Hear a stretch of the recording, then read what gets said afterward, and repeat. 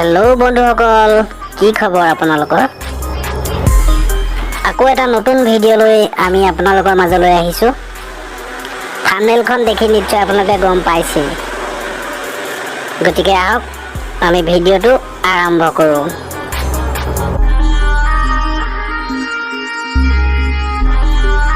ভিডিওটো চাই যদি ভাল লাগে তেন্তে হলে লাইক কমেন্ট আৰু শেয়াৰ কৰিবলৈ নাপাহৰিব লগতে এটা কথা যদি আপোনালোকে আমাৰ চেনেলটো নতুনকৈ চাইছে তেন্তে হলে সাবস্ক্ৰাইব কৰিবলৈ নাপাহৰিব কিন্তু দেই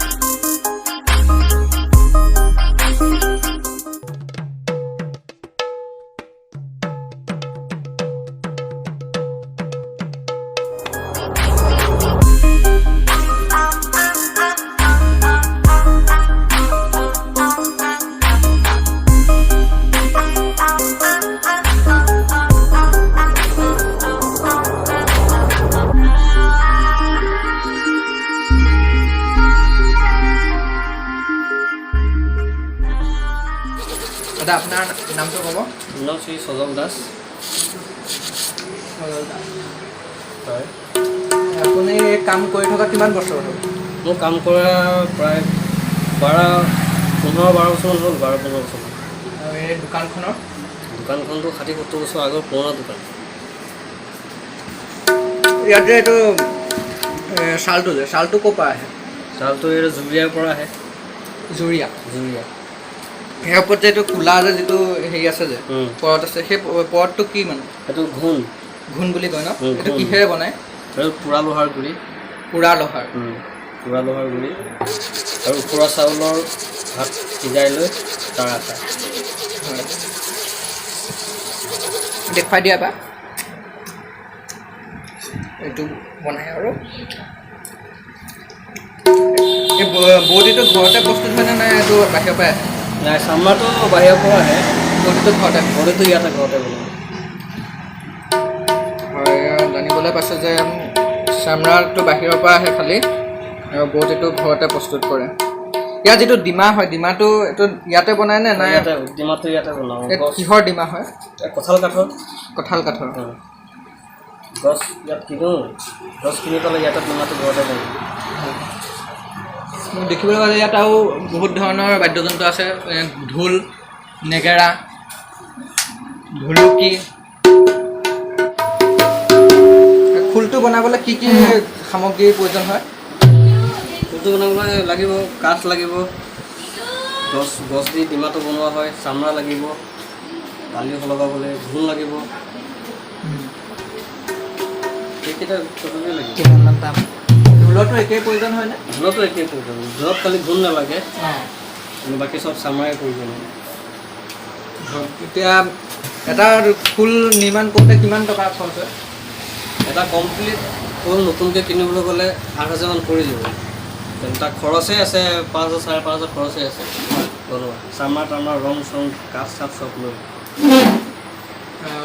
ঢোলৰ কেনেকুৱা কিবা দাম ঢোলৰ এতিয়া 5,500 ঢোলৰো খৰচা হয় ঢোলৰ প্ৰায় সমানেই 4,500 3,000 3,500 মান খৰচ যায়েই ঢোলতকৈ খোলৰ দামটো অলপ বেছি ন খোলৰ দাম বেছি খোলৰ মেহনতটো বেছি নেগেৰাও দেখিবলৈ পাইছোঁ নেগেৰাৰ দাম কেনেকৈ নেগেৰা মাটিৰ আছে 1,500 কাঠৰ আছে ভালযোৰ আছে 5,000 যোৰাত বিক্ৰী কৰা হয় যোৰা বিক্ৰী কৰা হয় বৰ্তা আপোনাৰ নামটো কি জনাবচোন মোৰ নামটো অশোক দাস আপোনাৰ এয়া ফুলৰ কাম বা এনেকুৱা কামবিলাক কৰি থকা কিমান বছৰমান হ'ল মোৰ আমাৰ বুঢ়া পিছৰ পৰাই মানে আপোনাৰ দেউতা আপোনাৰ দেউতাৰ পৰা শিকিছিলে আপুনি এইখন দোকানখন মানে কিমান বছৰমান হ'ল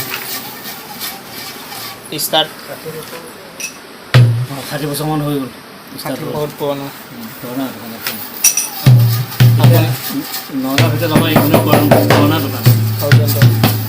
কিনি আহিব লাগিব অকণমান কৈ দিয়কচোন ৰাস্তাটো নগাঁৱৰ পৰা আহিলে। নগাঁৱৰ পৰা আহোঁতে প্ৰথমতে মৰিকলং হৈ তাৰপিছত বৰঘাট হৈ পাথৰি পাৰ হৈ আহি অৰুণাচলৰ পৰা এনেকৈ ভিতৰলৈ সোমাই আহিব লাগে। গাইনগাঁও গাইনগাঁও এখন গাইনগাঁও অৰ্জুনতলৰ গাইনগাঁও ঘুম লগাই আছে আপুনি ফুলৰ ঘুম লগাই আছোঁ। এনেকৈ প্ৰস্তুত কৰি এনেকৈ ফুলৰ ঘূণ প্ৰস্তুত হয় হা। আৰু ইয়াত তবলাও তবলাও এনেকেই সকলো ধৰণৰ মানে বাদ্যযন্ত্ৰ প্ৰস্তুত হয়। হয় চব সকলোৱে ইয়াত যিমান আছে দবা বনাই কিবা কিবি চব চব দবা খোল নেগেৰা ঢোল চব হ'ব ইয়াতে।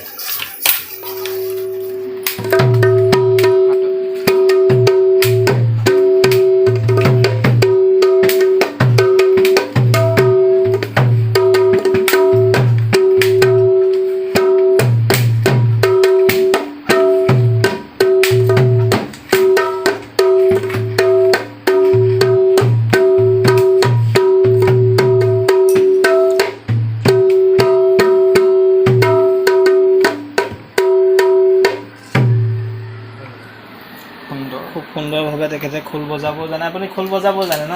জানো খোল বজাওঁ, তাৰপিছত দুৰ্গা পূজাত ঢাক বজাওঁ, আকৌ বেনাৰত পেপা বজাওঁ, লাইনিত সেয়া বজাওঁ। মানে আপোনাৰ পূজাৰ কাৰণে কোনোবা ঢাক বজাবলৈ কণ্টেক্ট কৰিব পাৰিব? পাৰিব। ঠিক আছে। আকৌ বেণ্ড পাৰ্টি সেয়াও আছে। হয় হয়। ক'বলৈ গ'লে সকলো ধৰণৰ মানে সামগ্ৰী ইয়াত পেপাৰ পৰা ধৰি পেপাও আছে তাত। চব পায় ন? পায়। অকল মানে এইটোৰ ওপৰতে নোৱাৰিছে চলি থাকিব। হয় হয়। মানে নগাঁও ডিষ্ট্ৰিক্টৰ বিখ্যাত আমাৰ অৰ্জুনতলৰ খোল ঢোলৰ কাৰণে খুব বিখ্যাত। তেখেতে আৰু তেখেতৰ পুতেকে পৰম্পৰাগতভাৱে চলি আহিছে আগৰ পৰা। তেখেতৰ বাপেকৰ দিনৰ পৰা এতিয়া পুতেকে শিকি আছে, পুতেকেও তেনেকৈ শিকা যাব আগলৈ। এইটোৰ ওপৰতে আপোনালোকৰ জীৱিকা চলি থাকে হয়? চলি থাকে।